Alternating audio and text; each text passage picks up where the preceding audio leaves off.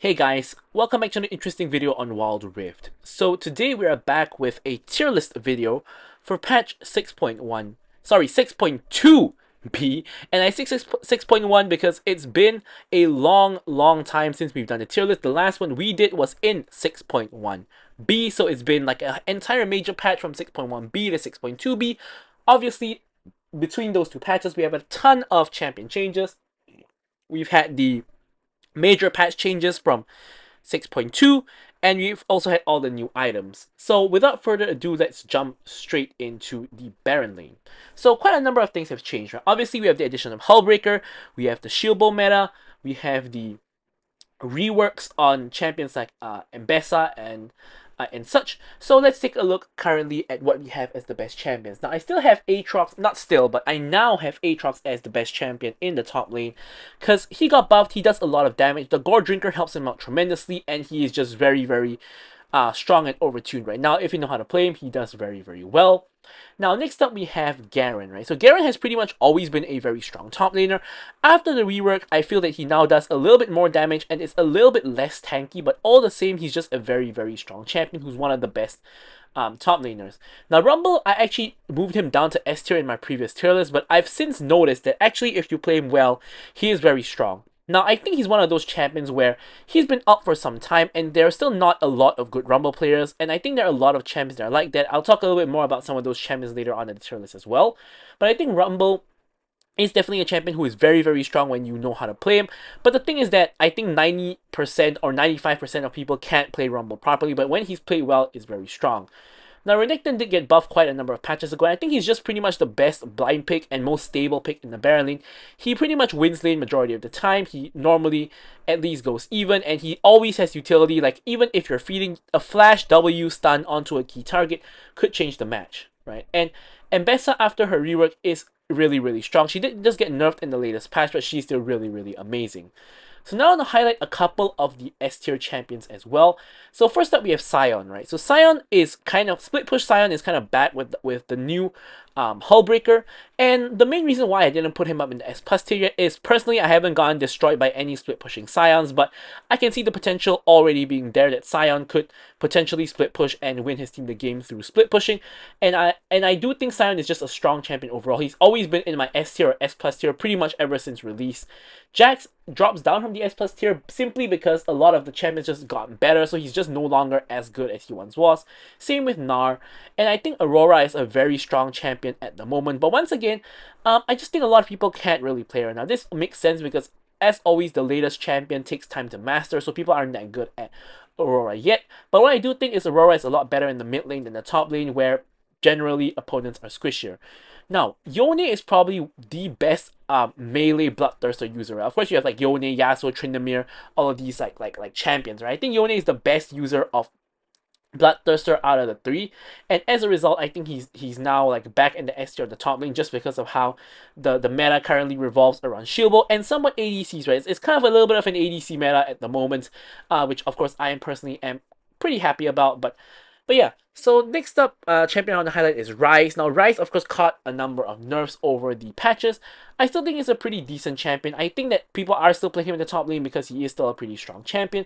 But I do believe eventually he'll be more of a mid laner than a top laner. But as of now, I do still think he's a very strong champion.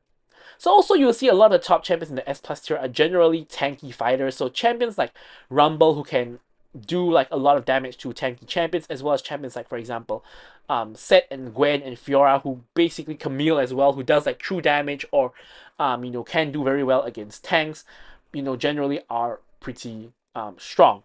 So another champion that I wanted to highlight in particular is Vayne. Now I think that Vayne is actually a pretty good matchup into a lot of the strong champions right now. Like if you take a look at the top couple of top laners, I think Vayne does pretty well into champions like Aatrox, Garen, even Rumble is a pretty good matchup. Renekton is okay, not an amazing matchup, but kind of okay. And Mbessa is also kind of okay.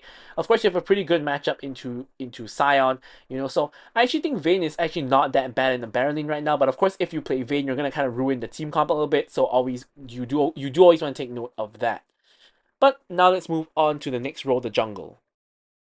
So what really surprised me a lot is that there are changes in like every role, but some roles just didn't change that much, right? Like the jungle, like the S plus tier champions basically remain the same, but the order has kind of shifted a little bit. I think Lee Sin is currently the best jungler after he got those round of buffs. He's definitely more popular, and I do think he is definitely the best jungler. However, once again, not many people play Lee Sin. I think at one point Lee Sin was super popular. All of the good players of Lee Sin kind of just stopped playing him, and you never saw Lee Sin for a long time.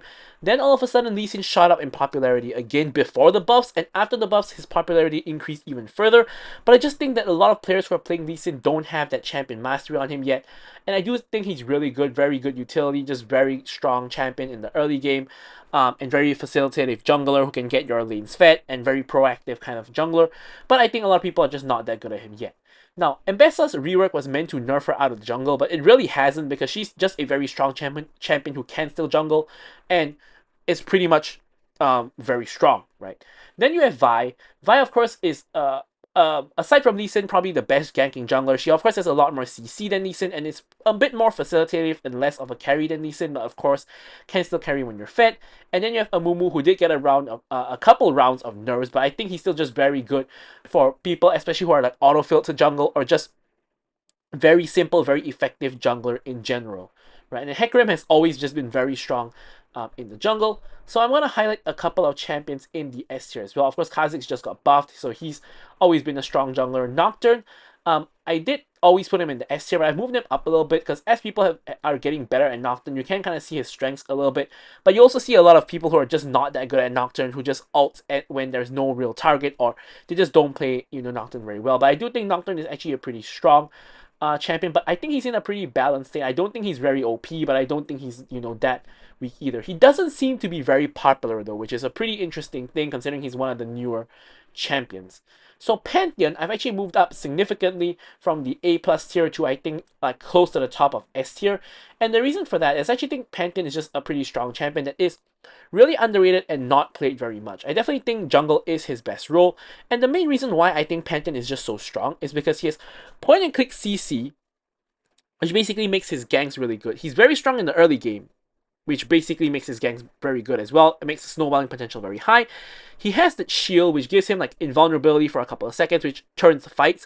And probably the biggest deal is the ult, right? So the ult, a good Pantheon player always is looking on the map and always is ready to ult, right? So he turns 2v2s into 3v2s and like 1v1s into 2v1s, and like I've run into quite a number of good Pantheon players recently, and I do definitely think Pantheon is a strong champion. Maybe it's the influence from League PC's pro player, where Pantheon is basically the best jungler there, at least as of like MSI and etc. So a lot of people have been taking inspiration from there, picking Pantheon a lot more often, and definitely seeing an uptick in play, and definitely is a very, very strong champion. So two other champions I moved up into the S tier are Nilah and Aatrox. So Aatrox we've kind of already covered. He's very strong in the top lane. His jungle clear is still pretty decent, so you can kind of get away with jungling. He's still pretty strong. Nilah actually I think is in a very, very good state right now, and I actually think that jungle is her best position. As you will see in a Nilah jungle video that I will be posting, coming up soon. Right, I think jungle is probably her best position. She gets to kind of evade her weak laning phase, gets to scale into the mid and late game, and just gets a couple of items before she really does anything. And then she can kind of take over the game from there, as she's one of the best late game champions of them all. And again, Yone is in the A plus tier. His jungle clear has been nerfed many, many times, so he kind of has a trash jungle clear. Nilah also kind of has a trash jungle clear, but he is still just very strong as a champion. And of course, you pretty much just go for shield bow and stuff like that, and he's just very strong as a champion right now. But now with all that covered, we're going to talk about the mid lane. Alright, so now, once again, quite a number of things changes, but quite a number of things haven't really changed at the same time, right? So the S plus tier pretty much remains the same from last time, except that of course now you have the addition of Aurora, and I've actually moved Victor down to S tier. Now, Victor is still a very, very strong champion, which is why he's at the top of S tier, but it's simply due to the fact that there are now a lot of champions better than him. Now, I think Yone is pretty much the best mid laner now. Like, he is so strong with the Bloodthirster. I don't know if I've been saying Shieldbow, but I mean with the Bloodthirster. He's very strong with the Bloodthirster, and like crit champions are just really, really in a good state right now. Aurora, I think mid lane is her best lane. I think she does way too much damage, but I think again people are just not very good at playing her. You see Aurora ults and like jumps herself into the enemy team. You see Aurora's comboing wrongly. You see Aurora's never using W, and you just don't see many good Aurora players. But I played Aurora for myself and tested her out, and like just like with one combo until like three people, I one shot three people at one go with like the ulti. Of course, I am an ADC player, so I don't really play other lanes, but I tested her in PvP and she is definitely very strong. It's just a matter of people getting used to playing her. Now, I still think Ryze as well as Orianna and Syndra are still some of the best mid laners in the game. Of course, now you have buffs to things like Yordle, Infinity Orb, and you have buff to Liandry's, and Liandry's is a pretty good item for example, Orianna. And, you know, just all these, like, mage buffs are also really good. So really, after ADCs, mages are pretty much running the meta, with assassins kind of being, you know, in the lowest kind of position right now. Now, Ahri is really good with a new build, with, like, Malignance into Liandry's. Very focused on your ult, very focused on utility, and not focusing on one shots. And I think that's the amazing build for Ahri at the moment, very strong. Now, Yasuo, the other Wind Brothers, similar to Yone, very strong for the same reasons, and also because ADCs are very strong right now. Yasuo's Wind Wall becomes even stronger as well. Now, of course, all of the assassin kind of champions like Akali, Katarina, and Zoe, to some extent, because Zoe is a one-shot kind of champion, benefit a lot from the new Infinity Orb, and they're just still as strong as they were. Now, I've actually moved Vladimir up, because previously I used to think Vladimir is kind of the champion that, like, you gotta hit 3 items to really do well, but nowadays you see a lot of Vladimir's getting fed at 1 to 2 items, and he really isn't as bad as I thought he was. In fact, he is actually really strong, and when he gets fed, it's really, really hard to play against him because of his pool, right? Now, I've actually moved Galio down a tier, because I think all of these reworks have kind of made him a little bit weird to play, and you cannot really one-shot people, but you're not really that tanky. So I kind of moved him down a little bit. And the champion who has the biggest fall from grace here is Kassadin, right? So the problem with Kassadin is the game moves way too fast now. Now you might be thinking that, wait a minute, then why is Ryze up there? Well, Ryze is just overtuned. His numbers are just too high, so he's just really good. But Kassadin's numbers are not high, right? So Kassadin used to be able to get through the early game pretty easily, because you get to level 5 pretty quickly. You get to like 1, 2, 3 items. You get the 3 items, and then you just start one-shotting people. But nowadays, by the time you reach 3 items, the game is kind of already decided, right? So as Kassadin, you're completely useless before 3 items. You don't really do anything. But at least with a champion like Ryze, you have your ulti to teleport. You have your roots, and you're just way more useful than Kassadin, right? So Kassadin just not in a good state right now. Most scaling champions are not in a good state, like Nasus in the top lane tier list just now. Veigar is just not doing all that well. Most of these stacking champions are just not very good at the moment. But now we can focus on talking about my favorite part, the ADCs. So I think the ADC meta has shifted pretty tremendously, to be fair. I mean, it kind of has, but hasn't at the same time. Now, you can see that I think currently Corki is the best ADC, and something I want to say at the very beginning, before I talk about Corki, is I think the gap between the S plus and the S tier champions are very narrow. I think the S plus champions are really strong. I think the S tier champions are really strong as well. And then I think there's a bigger gap between the S and the A plus tier champions. So, basically the S plus and S champions are the champions you want to pick if you're, you know, serious about climbing, right? And you want to really get those marks, right? But I think the difference between the A plus champions and the A champions are also really close, right? So they're all kind of just the mid-tier ADCs. Of course, I think the B and C tier ADCs just not very good at all, shouldn't really be picked. Right, so Corki, again, very strong. This does a lot of damage. Very fast pace now with crit. Of course, can still go for the old Manamune and Triforce builds, but with the crit build, has adapted to the current meta and is just very strong, very fast, right? So MF got a huge nerf in 6.1a. However, is still incredibly strong. Like, she has very oppressive laning phase, and if she snowballs, she just runs over your team, and she's just a very strong champion in general, right? There's not much I can say. So now Sivir is still a very strong champion, just not as strong as Corki and MF, right? She does, of course, very, very well in team fights, very well into teams that have a front line, which honestly now a lot of teams have front line, because in the ADC meta, you kind of really need a front line for the ADCs to be effective. So just does very well when there's like 1 or 2 fighters / tank in the front line, and just able to evaporate the enemy team by bouncing off of them, right? Now Xayah, I think, is actually a candidate who could be in the S plus tier. But the main reason why she's in S tier is because she can get countered by the enemy team not picking the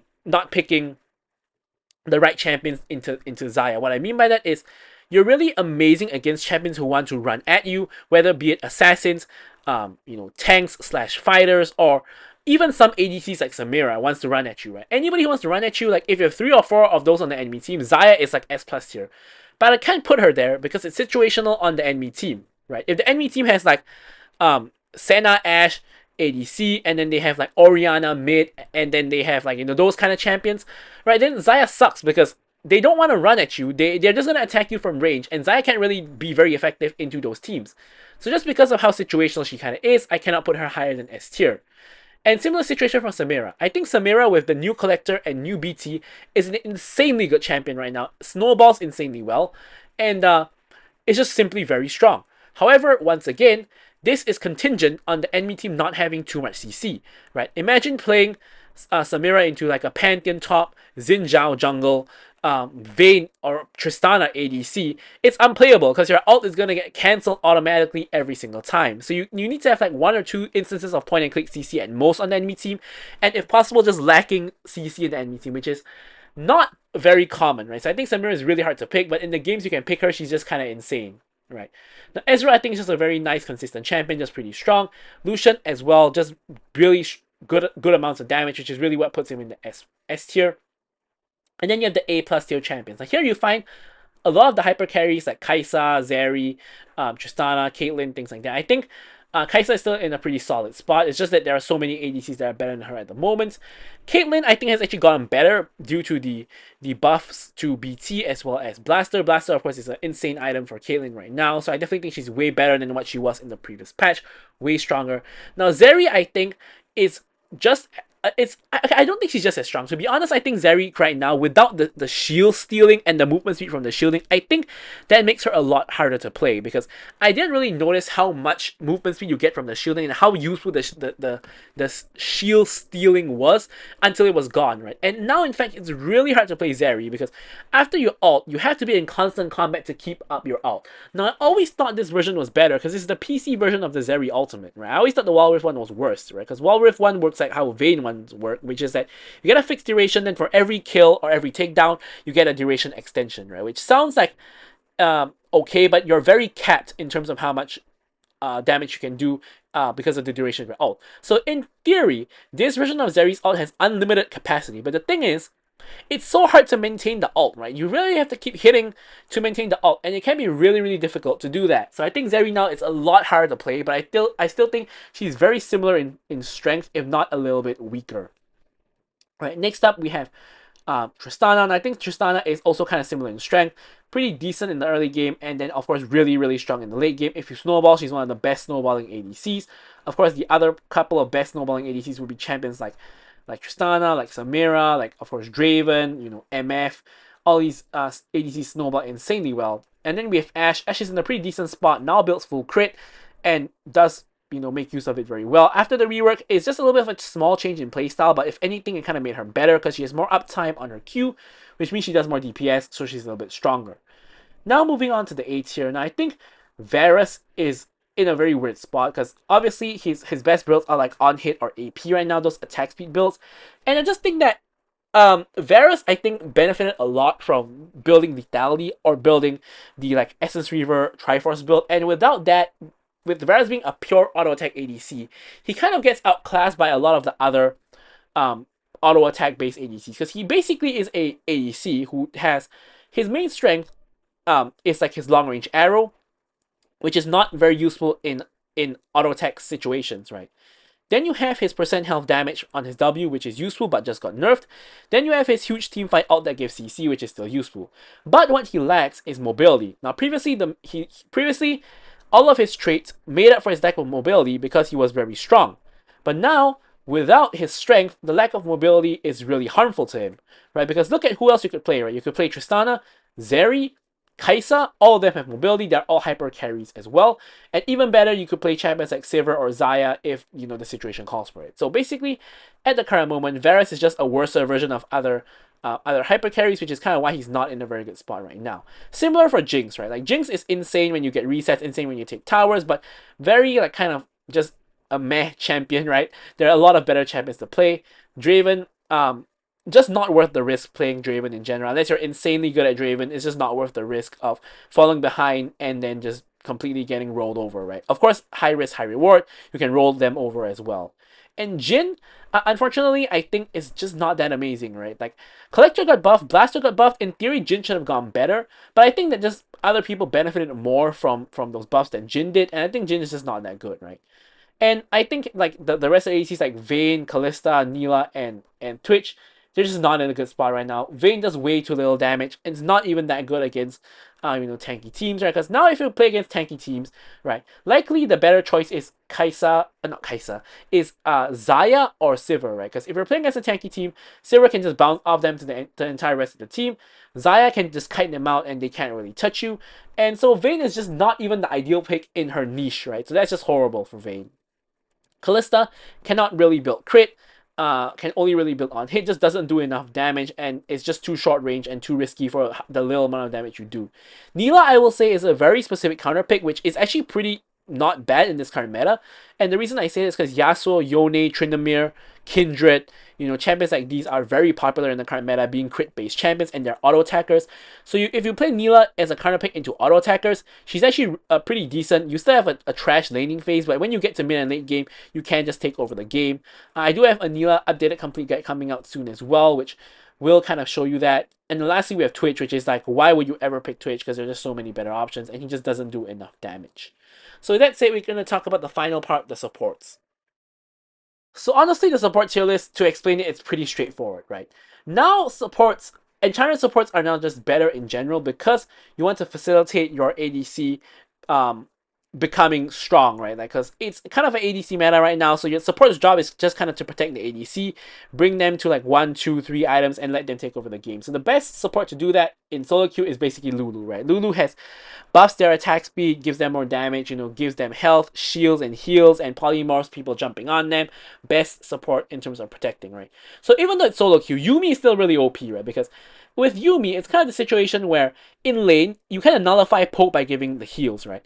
And then in the mid and late game, you just make the ADC so hard to kill, it's just so annoying, right? So Yuumi just very strong in general. Then you have Soraka, who it does a similar role to Yuumi and Lulu, but just a little bit worse. And then you have Lux and Karma. Lux and Karma are there because they give decent shielding, but they kind of have a little bit of their own carry potential, right? Because Lux, of course, can build full damage, Karma as well. Lux, of course, does pretty decent damage when she builds support as well, and can kind of carry games, right? Karma is another one of those champions that I was talking about earlier, very similar to Rumble, that even though Karma has been out for like 1 to 2 years, I think most people still don't know how to play Karma properly, right? Because what makes Karma so OP is her empowered mantra W, right?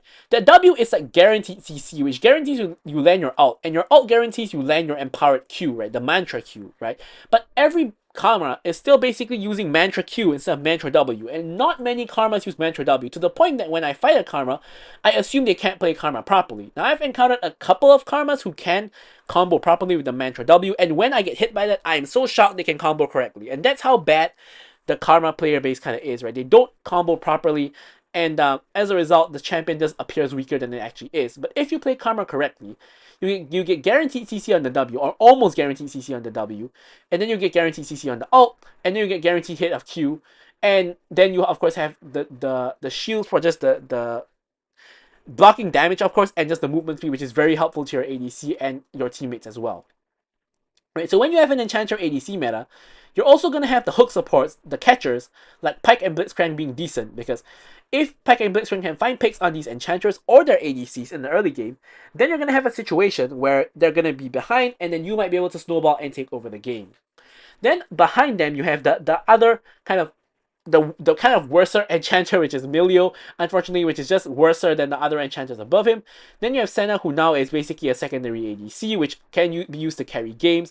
And then Seraphine is again the worser version of Milio and the other enchanters. Or not worser version of, but it's just a little bit inferior. Right? Then you have the other good engaged supports, Leona, Nautilus, and Rakan.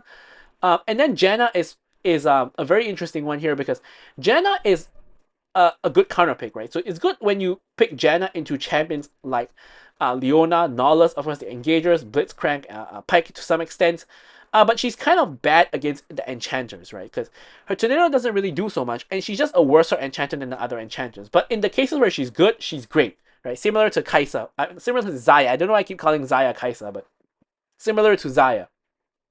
Then in the A plus tier, you have the worser engagers and the worser enchanters. So like engagers like Maokai Thresh or enchanters like Nami Sona.